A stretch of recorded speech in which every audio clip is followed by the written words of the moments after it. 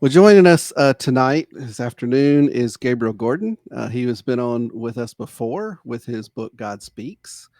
But I wanted to share a new book he's come out with, and it's called The Fundamentals of a Recovering Fundamentalist. And the subtitle is Reorienting Towards the True, Good, and Beautiful. So great book, and we'll get into that and talk about it. But I wanted to introduce Gabriel again for those of you who do not know him. He's a Jewish Anglo Orthodox Episcopal follower of Yeshua. He has a master's in biblical studies from Portland Seminary and a bachelor's from Oklahoma Baptist University, where he studied anthropology and missiology. He is currently a graduate student at Marquette University, where he studies historical theology with a focus on early Greek and Syriac speaking Christianity. He lives with his wife Hannah and their dog Carl Bart in Milwaukee, which is a much different place than when we talked to you last. I think you were in Yeah. Oklahoma. So I think we were in Colorado at that point, okay, but yeah. I was in Oklahoma before, Yeah. so yeah. Um, so just to lead off with a question. So a book called "The Fundamentals of a Recovering Fundamentalist." What was the motivation for this book? I mean, was there an internal reaction? Is it a response to a broader challenge, especially for modern faith communities, or is it a combination of several things? I'll begin answering that by saying I think every good book starts with a good title. So if it's a good book in any kind of way, it's only because I came up with a good title, and then I went from there. It really was a response. Some of it, much of it, as you know from reading the book, is tied up into my own story, and uh, and I've been in deconstructionist circles for a long time. Basically, since I got out of college, I, like a lot of people, come from a fundamentalist background, fundamentalist evangelical Protestant background. I like to specify fundamentalist because, as I talk about in the book, technically fundamentalism is different from evangelicalism, and I think that's an important distinction and marker.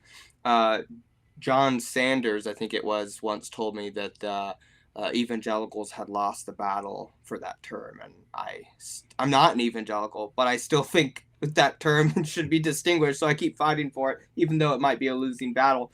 But I come from a fundamentalist Protestant background, like many people. That I mean, virtually, I think deconstruction as a movement is a fundamentalist Protestant movement.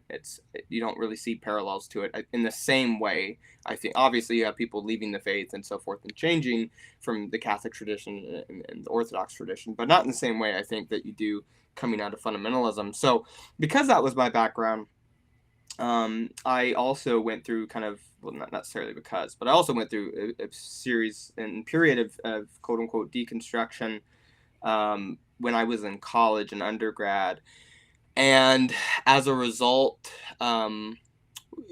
which, as anyone knows who's gone through deconstruction, it can be a lonely period. So once I got out of college, I discovered some podcasts that some of which were definitely classified in kind of the deconstructionist movement. Others, which didn't necessarily classify themselves as deconstructionist podcasts, but nonetheless kind of got swept up into the movement. I'm thinking of like Trip Fuller's Mhm. Homebrewed Christianity and a Theology Nerd podcast, for instance. I don't think ever pitched that as a deconstructionist podcast. Nevertheless, it kind of got Mhm. listened to by people in those circles, and PNs, Bible for Normal People. So I started listening to these podcasts and kind of got involved in the community after I graduated from college when I was still working at a Southern Baptist church. And I just continued to be in those circles for a long time. Started a group that met in my apartment after I got kicked out of that Southern Baptist church, that was basically a deconstructionist group where we met to kind of talk about these things in a safe place to explore them.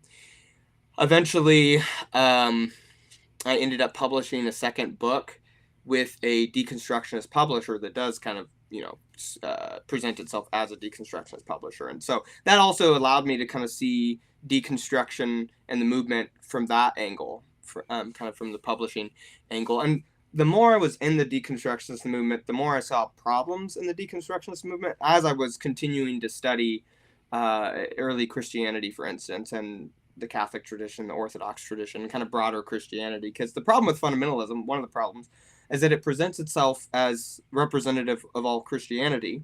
And what's problematic about that is people that come out of deconstruction still assume that it represents authentic Orthodox Christianity, even if they would say, I reject Orthodox Christianity.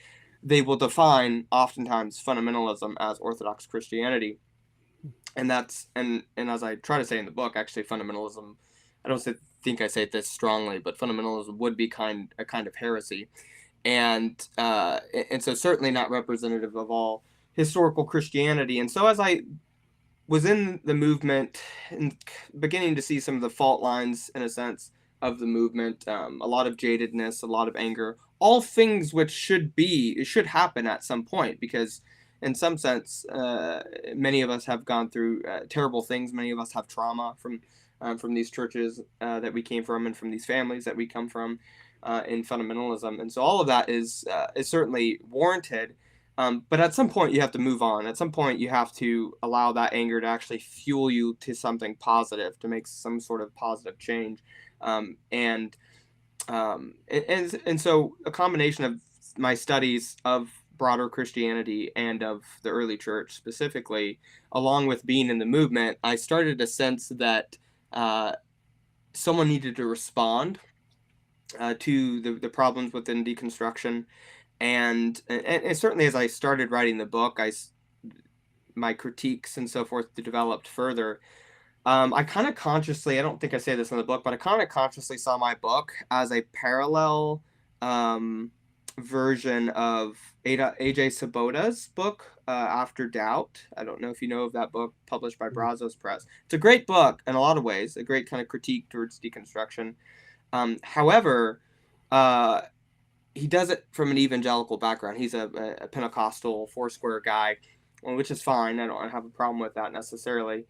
But ultimately, I wanted a critique and kind of a guide forward, if you will, from more of a um, Anglo Orthodox perspective, if you will. Mhm. And so this book, that's a long way to answer. I hope that was actually Mhm. helpful. A long way to answer that. Yes, the book was ultimately a response to how people deconstruct badly, I think, oftentimes, and some of that is we just don't have very good guides, Yeah. and the guides that we do have tend to be from the other side of the coin of fundamentalism, which, as we talk about, is progressive Protestantism.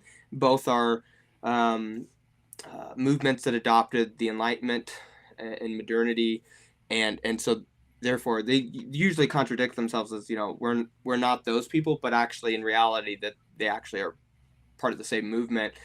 And as a result, when people go from fundamentalism, they usually, sometimes, they'll go to the Catholic Church, they'll go to Anglicanism, they'll go to Orthodoxy, but oftentimes they'll just go to the other end of that spectrum, which is progressive or liberal Protestantism, which really isn't leaving, as I've tried to argue in the book. And so I wanted to kind of try to create a source book, in a sense, with all the sources and Mhm. citations from the book, to kind of, to that someone could stop and reference this book if they need to say, where, if I want to go learn about, the desert fathers or mothers, where do I go learn about that, Mhm. or Yeah. whatever the case may be. So I hope that answers the No, question. no, that's yeah, that does. And I think your last part there is an important feature in the book.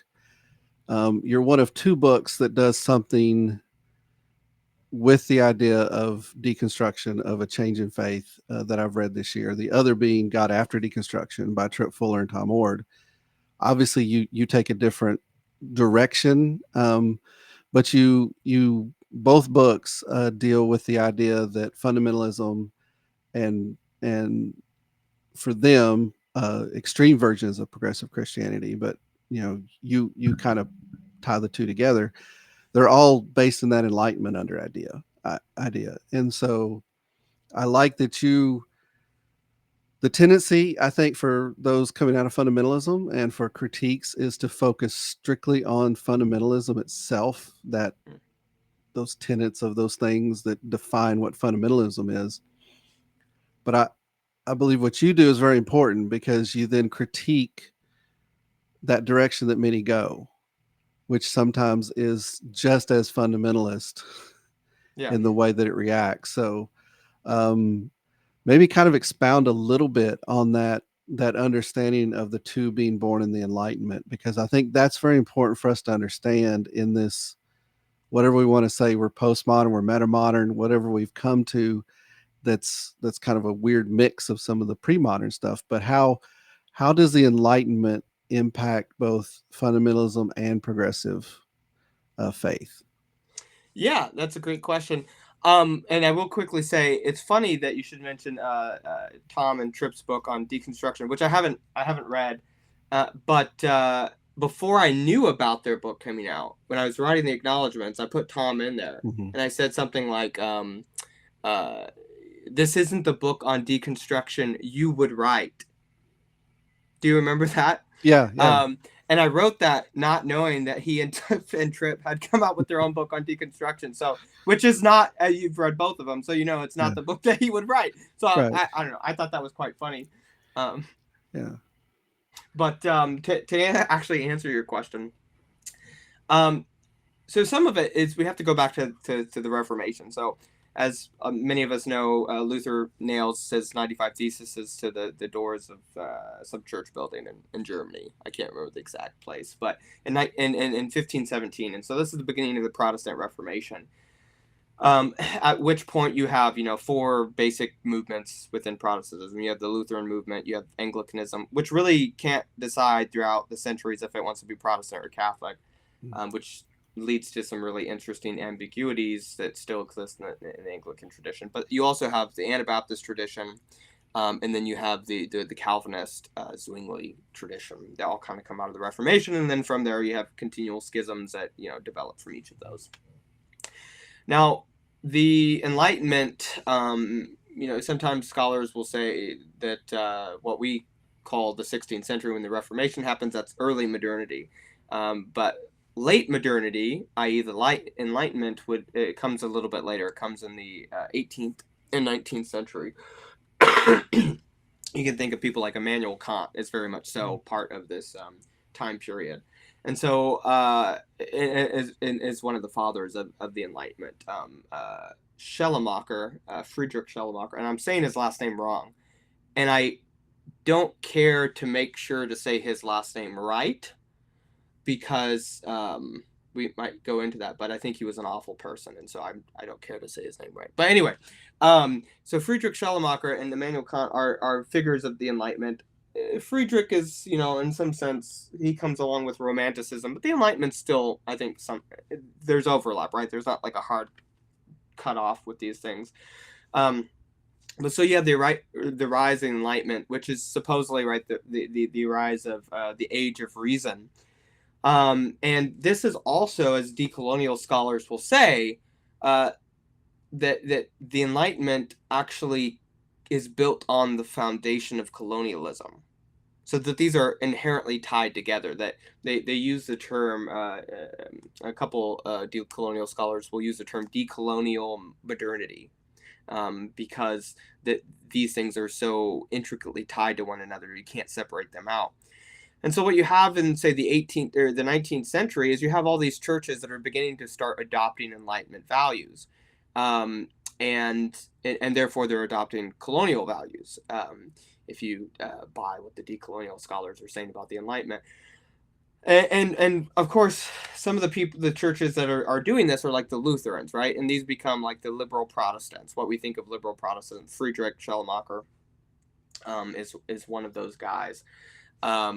Who he's called the father of liberal Protestantism, but I'm not sure how accurate that is, because there's people before him who are obviously adopting the Enlightenment worldview and bringing it into the church.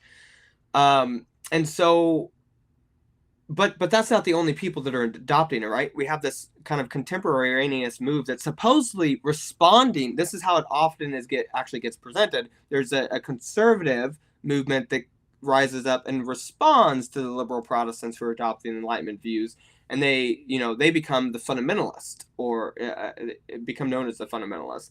And so they're known for like their doctrine of inerrancy and so forth, and their affirmation of penal substitutionary atonement, miracles, and the virgin birth, some of which is much older than their movement, but certainly inerrancy is something that's born along with their movement. So these are the two movements that are born, roughly contemporaneously with one another. And throughout the late 19th and early 20th century, they are identifying and distinguishing and defining themselves against one another. The problem with this is that the Enlightenment was no less, or sorry, the fundamentalist movement was no less an adoption of the Enlightenment worldview than liberal Protestantism was. And so I think of, the question of actually the scientific rationalistic approach, right? That we use according to doctrine that you see in the liberal Protestant church is also, right, what you see in the fundamentalist church. So, for instance, both these groups will say, well, we need to prove rationally whether or not the bodily resurrection can be proven through scientific methods of inquiry and so forth. And the liberal Protestant side will come to the conclusion, well, miracles aren't scientifically rational and verifiable, therefore the bodily resurrection is not true. The other side will say, well, actually, we can scientifically verify and prove that miracles do happen and are possible, and so the bodily resurrection is true and verifiable. But they're both using the same rationality, the same methodology in a sense, and they're both seeing truth as propositional statements, right? They're just kind of getting at it in two different ways. The question of inerrancy has continued to be a question among fundamentalists and liberal Protestants in some sense, but certainly earlier on. What is the Bible? There's a squirrel behind me. Is the Bible I have ADHD, so it's quite fitting that a squirrel would pop up behind me and I would say, squirrel. But it is... Now I've lost my train of thought. The squirrel got me, man. Where was I? Oh, yeah, both of them asked the question, is the Bible inerrant, right? It's just the liberal Protestants will say, well, of course the Bible's not inerrant, and here's why. We can, logically make this inference. There's the squirrel, he's back. But the fundamentalists will say, well, yes, the Bible is inerrant. And that question in and of itself is a question that only is able to arise from the Enlightenment. The question is kind of, nobody in the early church is necessarily asking that question, is the Bible inerrant? They might have, and of course the fundamentalists and the liberal Protestants both want to go back to the early church in some sense. And that kind of gets complicated, but both of them want to say, oh, well, Augustine or whoever agrees with us. And that's kind of, it's grasping for straws, I think. But the resurrection is a good example. That the virgin birth is another example. That both of them will use scientific methods. Is this rational to say that the virgin birth is true or not? Liberal Protestants will say no. Fundamentalists will say yes. But the emphasis is that both of them are asking the question rooted in an Enlightenment worldview that prizes rationality above all else. The difference between that and pre-modern Christianity, particularly in the East, but even in the West, basically everyone until the Enlightenment is not seeing the virgin birth or the bodily resurrection as propositional statements of truth that you need to rationally verify. They're actually mystery. The dogma, orthodoxy, is not, this bullet point on a creed that you need to use reason to, assess whether it's true or not. It's a mystery that you're called to be caught up into. Truth is not something that you're supposed to grasp. It's something that grasps you, and truth is a person, right? It's not proposition. And so the early church and all of the church until modernity is operating from mystery being the ultimate criteria. It's not, mystery is not unreasonable, but it's above reason. It transcends reason. And so that's the ultimate category that Christians are working with until the Enlightenment. The Enlightenment says actually reason triumphs mystery. And so now we need to, make truth propositional. And actually, if the Enlightenment is colonial, it would make sense that you would make truth propositional because you're trying to make it's something you can control and grasp. And you see that on both the liberal Protestant and the fundamental side. Both of them are trying to grasp truth with this absurd idea that they can. But in reality, and as most of the church, and actually most of global Christianity recognizes, it's not certainly something that you can grasp. So, did that answer the question? No, I did. That was good. I think, and that kind of transitions into asking you what what is your solution. So you kind of give a solution, but it's more of a direction. I would say a journey, because you do in the book you use story, especially your story, to help explain what you're talking about. But we tend to think of these two extremes of fundamentalism and progressive Christianity, and then of course then people think of the Anglicans and the Roman Catholics, the Eastern Orthodox, and then all in between and various. What is the better direction? What is that you're offering for us to investigate, at least to find out a better way than these two poles, and then a better way than the Enlightenment, and that truth is proposition of reason being above mystery.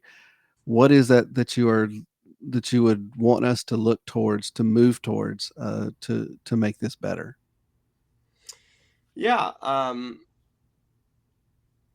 One of the stories I tell in the book is told from Randy Woodley, who was a Kiowa Cherokee professor of mine at Portland Seminary.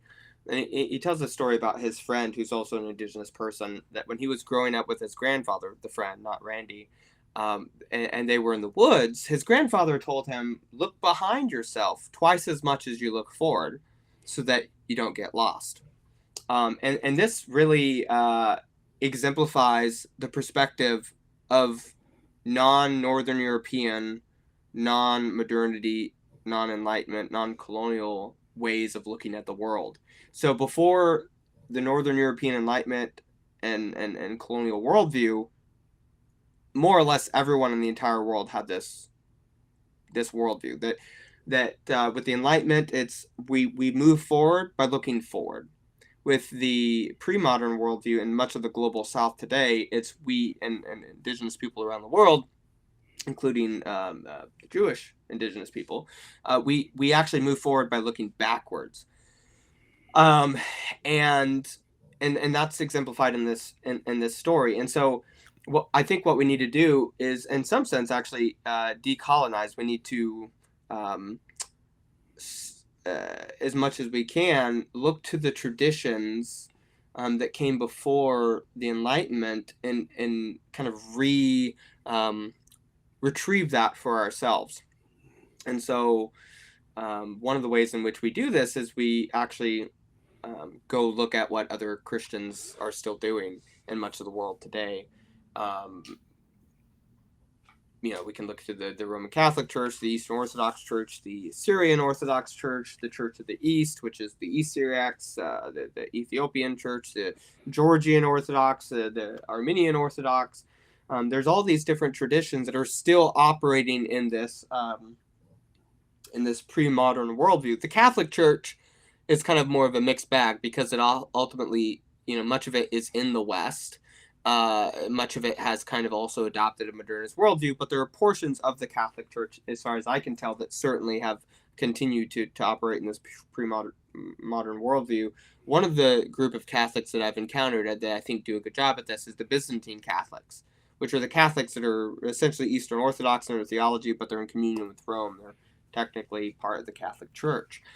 So I think that's a big thing, and that takes a lot of humility, particularly for people coming from a section of Protestantism that very much so sees anything that's not Protestantism as unevolved, and we can't forget that Protestantism, particularly as it developed in among the liberal Protestants and the fundamentalists in the 19th century in the States, for instance, had a racial component to it. I tell the story that Justo Gonzalez relates that in the 19th century, both the liberal Protestants and the conservative evangelical or the fundamentalists were talking about Protestantism as the religion of the Nordic people, right? As a religion of the Nordic people, and one of the reasons that they didn't want Catholics or Catholic/Southern Europeans immigrating to America at this time was because they were Southern European. The Catholic tradition was seen as a racially inferior tradition, whereas Protestantism was a racially superior tradition because it came from the Nordic places like Germany and Sweden and Finland and so forth. Um, Now going back, so all of that is context for we have people who come from a Protestant background have a hard time saying that anything other than Protestantism is something we should listen to. And so it actually takes a tremendous amount of humility to say, well, maybe the Protestants didn't get it right. Maybe Luther in the 16th century, doing his whole thing and coming up with, frankly, all these innovations that Christianity had never had before, let alone the innovations that came up with the Enlightenment that shifted the way humans had thought and lived in the world for thousands and thousands of years. Maybe that's wrong. So it takes humility to even look at these other traditions and study history and study these figures throughout history that have seen the world in completely different ways. So that's a long answer to say that part of it is we um, um, have to combat the white supremacy, and that is part and parcel of much of Protestantism. It's not separate. A lot of the Protestants, especially on the liberal Protestant side of things, like to think that they're on the right side of history. They're not the racists. It's the fundamentalists that are the racists. And I can tell you, having been in lots of liberal Protestant circles, they're just as racist as they're right. Um, their racism is just oftentimes more hidden. And actually, that's not actually true. Sometimes it is quite explicit. Um, but because they're not aware of it, I think it's actually more dangerous than the people that are aware of it. But so that's a part of it that actually coming from this background that is deeply entrenched in white supremacy and a colonial Enlightenment worldview, you actually have to kind of decolonize yourself. You have to combat and face this white supremacy that's actually inside of you, and then look to the traditions that are not rooted in Northern Europe. And that's a big emphasis I have in the book. Let's look to the traditions that are rooted in Southern Europe and North Africa, like the Catholic Church. Let's look to the tradition that are rooted in Eastern Mediterranean, and largely Southwest Asia, what we wrongly call the Middle East, like the Orthodox Church or the Syriac Orthodox Church or the Ethiopian Orthodox Church or the Coptic or what have you.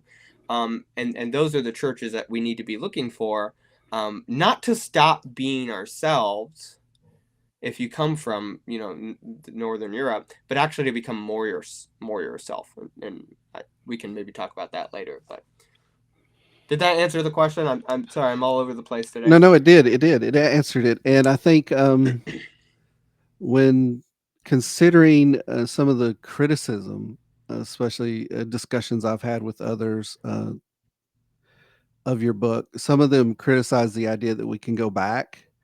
Mm, But I think what they're missing is what you just spoke about here is that it's not really going back per se. We're not trying to go back to a specific time period. We're actually engaging with a continuation of that time period. So, mhm. and time's a weird thing to talk about. So, not going to get Yeah. metaphysical here, but I think that when you talk about these communities, these Christian traditions that we often don't know about because we've been entrenched in this enlightenment, um, and there's that old modernism versus fundamentalism, but they're all really the same thing, in terms of reason and trying to have proofs. But that there is this rich tradition outside of that exists now and has carried on the traditions of the past. And as you've talked about, this different worldview of mystery, of of it being a reasonable mystery, we might even say. And my own tradition, I would say, because we come from Wesley, John Wesley did interact with those same voices. He did Hmm. reach out to those traditions, and it shaped a lot of what our theology is, which makes us kind of weird at times, where we don't quite fit, but then we try to fit. Yeah. But I'm wondering, is it through just being able to recognize that there is Christianity that looks different than what we see in the West as the primary version, that can help us maybe begin a journey towards where we can at least start conversation with that tradition, such that um, there is a way to be able to journey out or journey into something that's more unified. And I'm not talking about everybody becoming the same thing, but are there Yeah. ways that the traditions that exist now that we would call fundamentalist or progressive, are there ways for them to engage such that the two can be redeemed in a way such that they can tap into that history and find a way to interact better? Yeah, I think so. And to your point, I think you absolutely understood what I was trying to do. Right. I'm not trying to say that we can undo the clock. Right. We can't go back in time. Not we don't have a time machine. Right. That's not what I'm saying. But as you have rightly pointed out, part of what I'm saying is that we have, and maybe we can get into time because I do have a different conception of time than uh, than most Westerners, whether they're open theists or not. But but we have these living communities, as you said. The Syriac Christians got to India at the latest by the second century, right? The end of the second century, by 200 AD. That's actually the beginning of the third century. But at the latest, there are traditions that say it actually was brought over by the Apostle Thomas, and that may or may not be. That I think that's completely plausible. But it at least got there by 200, and those Syriac Christians, the Indians from the subcontinent of India, are still there to this day. They're literally still there. They've been there for 1800 or more years. So Mm-hmm. these are absolutely living traditions that have not gone extinct. Many of them are endangered. The East Syriacs, or the Assyrian Church of the East, uh, many of them were located in Iraq, and they've been genocided by Muslim extremists in the Middle East or Southwest Asia today. But actually, Chicago has a Syrian Church of the East. So they're still alive. They're still around. So we absolutely have these traditions that we can learn from, and some of it. And I'll get into the true self and false self thing that I talk about in the last chapter, because I think that's actually connected to um, can we, I can't remember exactly how you put it, but for fundamentalists and liberal Protestants within this general Enlightenment Christianity, is there a way that we can get out of it? Maybe is a good way to talk about it. And I think some of it is tied to um, the false self and true self of people groups. So the issue with this, I'll call it Enlightenment or modernist Christianity, and in that I'm including fundamentalists and liberal Protestants, is that these traditions are firmly rooted in the land and the soil and the people and culture of Northern Europe, which has not done a great job of expressing the unique Jewish image of God that they have been called to express. So all people groups, whether they're German, whether they're Han Chinese, whether they're Maasai from Kenya, whether they're Jewish, whether they're Cherokee, all people groups are called and given the task and the vocation by God to express God's Jewish image in a unique way that only they can do. And to the extent that they lived up to that, they're living in their true self. To the extent that they don't live up to that, they're living in their false self. And so the Germans have done a really bad job of living up to their true self. The violence against Jews, not just in the Holocaust, but going back hundreds and hundreds, in the year 1298, Jews were accused in Switzerland and Germany of torturing a communion wafer, which in the Catholic tradition is seen as the body of Christ, and in actually most of Christianity in some sense. But basically, they were accused of torturing Jesus, and this led to, which was false. They didn't steal a communion wafer, it's a waste of our time. But but they but they were accused of this, and it was used as justification for slaughtering us. And over the next 2 years, they killed about 100,000 of us. This was the Germans and the Swiss, and right, the Swiss It might have actually been the Austrians, but it was German peoples, right? And this was 700 years prior to the Holocaust. So the Germans have done a really bad job of of living into their true self, and they're really the ones in a lot of ways, not just them, but largely them and some others who gave birth to the Enlightenment, to this kind of colonial Enlightenment worldview. So they've just continued to live into their false self. That doesn't mean they're inherently evil, inherently racist, or any of these things. It means they've chosen time and time again to live into these habituated ways of living that are rooted in their false self. Uh, so for many of us, for many that are actually still rooted in this, I'm saying German, but I ultimately mean more broadly Northern European Enlightenment worldview. For many who are living in this German worldview, the issue is that you're not living in your true self. You're actually living in your false self. And so to have a enlightenment worldview is not actually what God has called you to. So it's a matter of, in some sense, it's actually a matter of repentance and kind of doing a 180, right? Turning around and making the steps necessary to start living into your true self. So by looking to other people's who aren't perfect, but by looking to other people's and how they have lived into their true self. And by the way, I think the Germans will be redeemed in their beer. Their beer is redemptive. That is certainly part of the true self of the Germans and sauerkraut, I think. But by looking to some of these other traditions that in other ways have lived into their true self, the Germans can actually do a better job of living into their true self. Looking to others isn't to make themselves less themselves, it's actually to make themselves more themselves. And so I think that kind of gets to your question of how do we go about kind of turning ourselves around and pulling ourselves out of the Enlightenment worldview in both the kind of fundamentalist variety and the liberal Protestant variety. And I'll say this too, is that my conception of time is not strictly linear. The Western conception of time is a linear conception, which I actually reject because for a few reasons. But one of the reasons is because actually supersessionism, the idea that the church replaces Israel, is rooted in a linear conception of time, i.e., God reveals one thing at this point, and then later on, God reveals something new, which supersedes the old.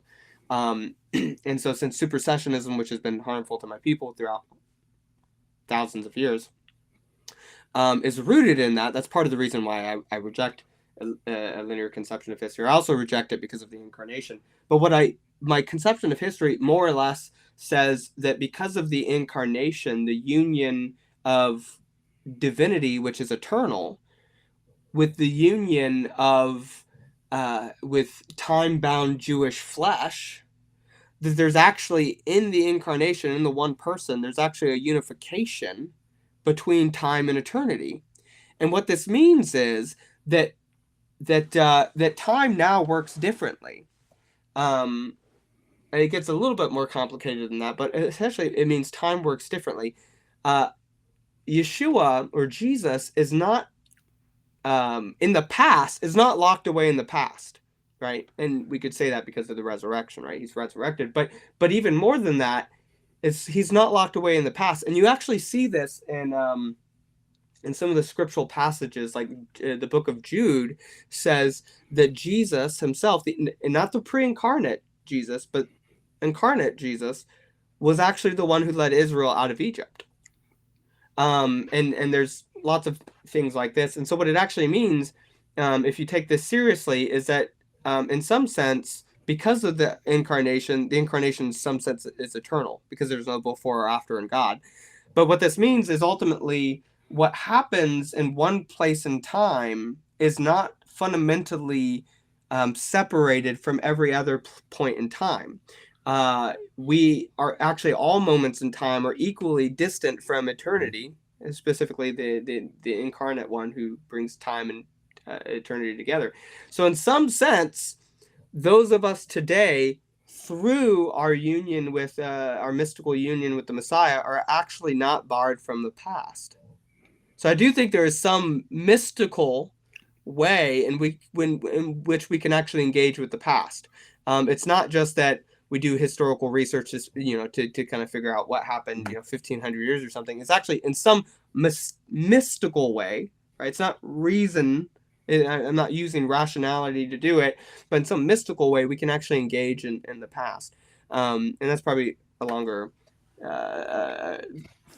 conversation, but I wanted to throw that out there as a caveat that Yeah. yes, we don't have a time machine to go back, but in some sense, I do think that if you take seriously the incarnation of eternity and time in the person of Yeshua, then actually there's some sense in which we actually do have access to the past, so and the future, which makes my some of my friends uncomfortable, but I actually like that on time. I have a friend named Kyle who I'm going to make sure he hears that because he has some thoughts on time as well mm, that are similar. So, um, and that is one of the great mysteries, right? That we, as you described, that we engage with the incarnate, and we look back at the incarnate, and that there is this understanding that God has worked in the world, is working, and will work. So, and we're always. I believe modernism has messed with our way of trying to talk about when things happen in history and other things where you said the word, we've made things propositionally true mhm. rather than relationally, or rather than looking to a person for truth. And I think it's the personal versus the propositional that we miss, I think, in modernity, and we tend to focus too much on that. And we can go too far in either direction, I would say. But Mhm. I think what you're calling us to is a centering in the tradition, not as the tradition in terms of just this historical and rooted thing, but more in the tradition of this is an ongoing dialogue with God and God's people that we can engage in.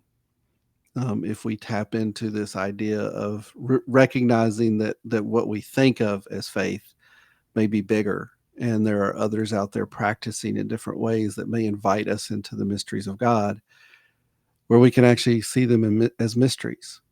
So, a question I have, and I know we're getting close on time, but is in all of this, with the idea of your time, the time you've talked about, our false self, our true self, how can Christians today navigate a very what we believe is a very complex world, Mm. without losing sight of these core centered beliefs, but also without blindly adhering to rigid and propositional dogma? So how do we navigate that? Because we're sitting here, technology is enabled us to converse, but technology also causes a lot of complexity in terms Yeah. of relational things. So how do we navigate this complex world around us without losing sight of what our core centered belief is, and also not turning it into this propositional list of things that we must adhere to? How do we navigate that?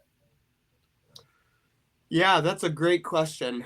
Um, and the short answer is I don't know. Um, to be perfectly frank, the longer answer, I think, is maybe a gesture towards an answer. Um, I think in some sense, as we've kind of talked about, we have to recognize that the tradition isn't something as particularly talking about the incarnation being the union between time and eternity. The tradition, meaning the scriptures, the creeds, the dogmas, all these things, which are all ultimately mystery, are not relegated to the past, but it's a living tradition that is present, and in some sense, omnipresent in each moment of time. and is embodied in us as a collective body.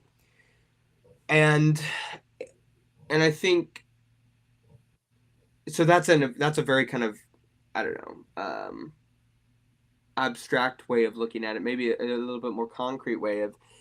I think ultimately the body of, so if you take seriously, and I talk about this in chapter 8, if you take seriously uh, the doctrine that has existed in the church from the beginning, that the church is in some sense the body of Messiah, really, mystically, of course, but in some sense actually the body in a real way, not just a metaphor, then when that body together, of course, speaks, it is the Messiah speaking.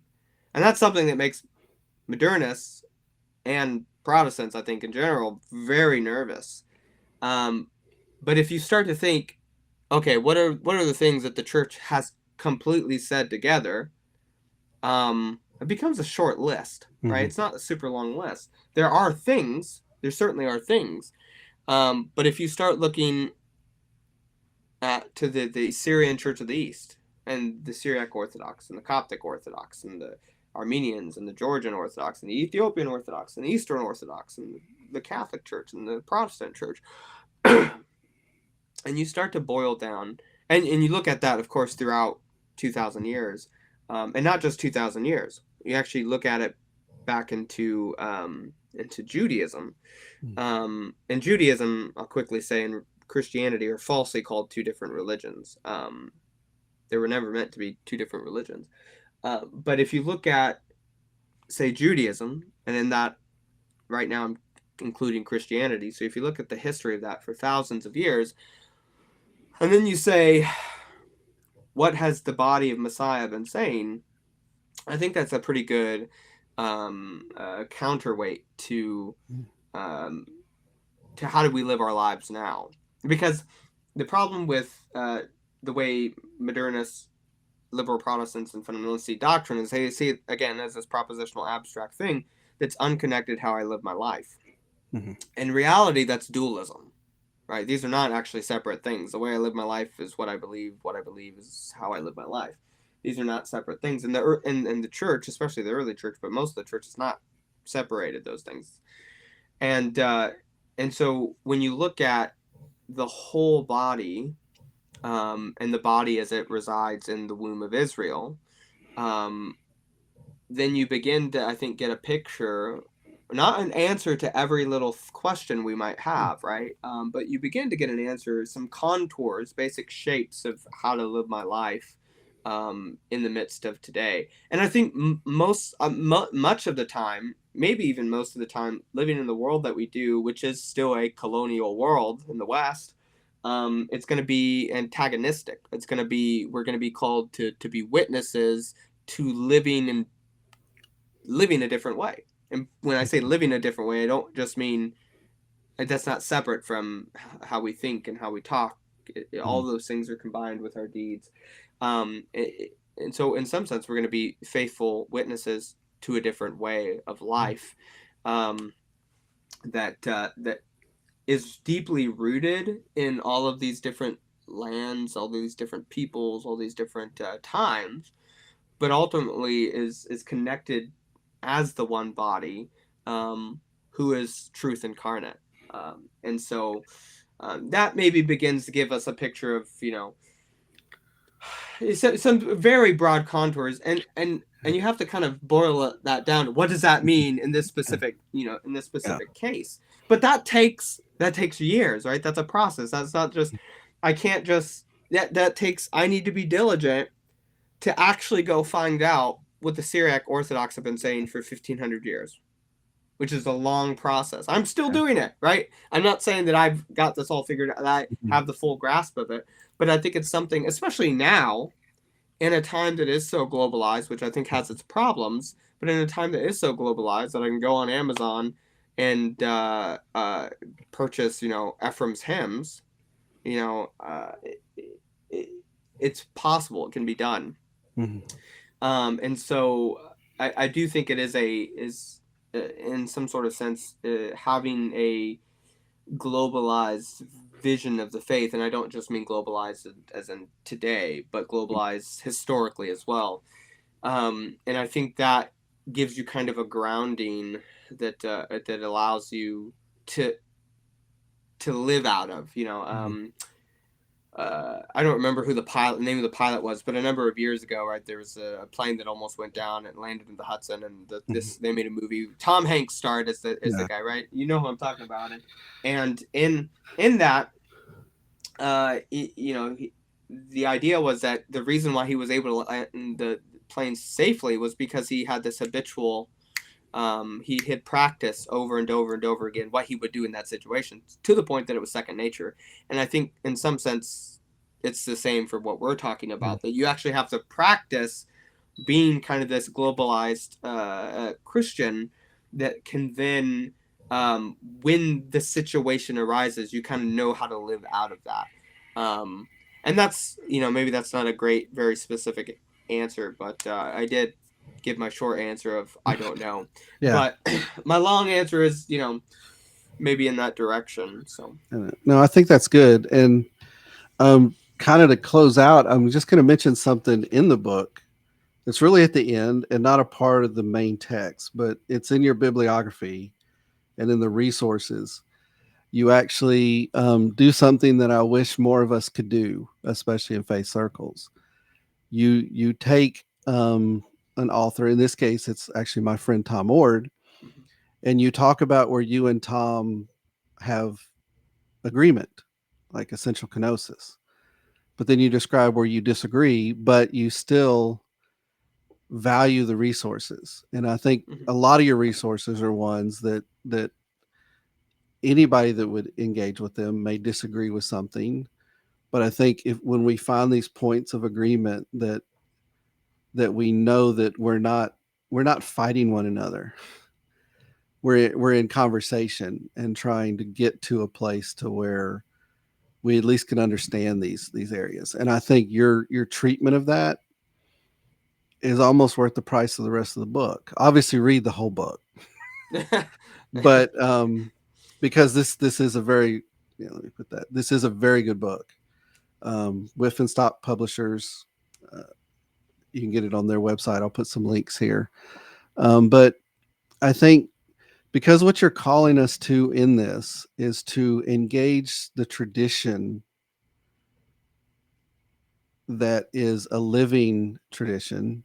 And as you've talked about, the church as the incarnate body in that mysterious way, but real. That's kind of how Wesleyans talk about a lot of stuff. We talk about mm, this mystery, but it's real, mhm, but we're not real like this or real like that. mm, So I think that's when we see the church as a living, breathing body of Christ, it should change the way I believe that we interact with one another. So really appreciate your voice here. Really appreciate the book. Um, and I do hope people engage with that um, and pick this up and read it because I think it's valuable, a valuable call for us, at least to think outside of those paradigms that we exist in. Think mm, outside of those worldviews. I really don't like that word, but outside of our the way that we see the world, such that we can understand that there are other Christians that see the world very differently than we do, so that we can engage with one another as brothers and sisters rather than as uh, enemies or people that we don't want to engage with. So I appreciate that about what this is and really appreciate the book. So, and thank you definitely for joining us to talk about it. I'm going to hit end record.